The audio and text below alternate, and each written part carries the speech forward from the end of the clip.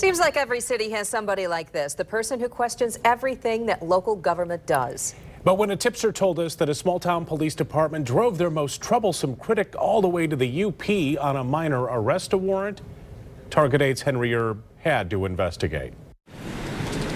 There's no question that Belding city officials consider Kimberly Orlich a major pain.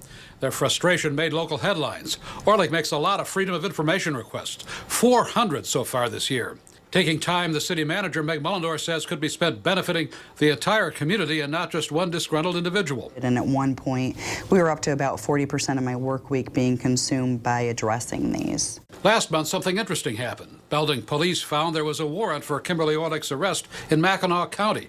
That's just across the bridge in the Upper Peninsula. She'd failed to show up for a lawsuit over an unpaid loan. It wasn't even a criminal case.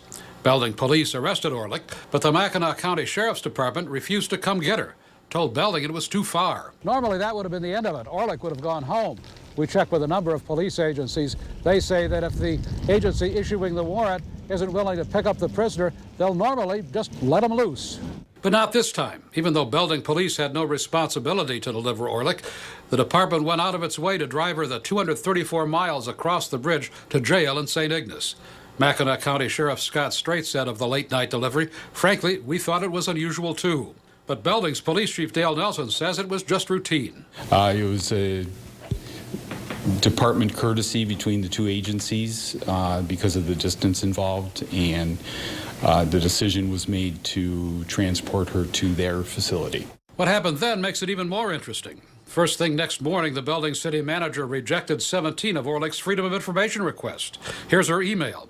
She kicked the information request because Orlich was incarcerated, in jail.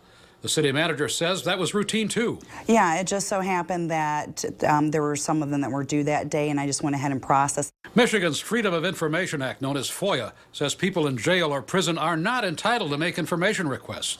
But Orlich was only in jail overnight. She was freed the next morning after the credit union dropped the lawsuit, and she had made the Freedom of Information request weeks before she went to jail. It does not stipulate that at the time the request is made or at the time of processing. It's not definitive, and so at that point, since I had been made aware that night what had transpired, I just went ahead and processed all of them and denied them based upon the legislation. Was that a proper use of that exclusion? In my opinion, yeah.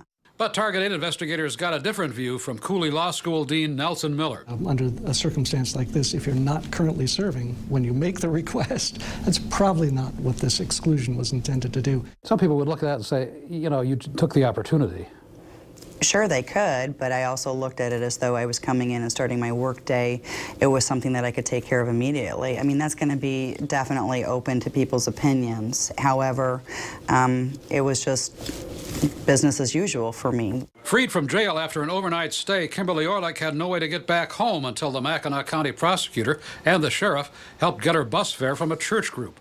Orlich wouldn't talk to us on camera. In an email, she said she was afraid of what Belding officials might do next. I'm sorry if she's feeling slighted. It's never personal. It's always business. So, and we have to take care of business, and the police department did just that. The law allows cities to make rules to prevent public records requests from becoming a burden.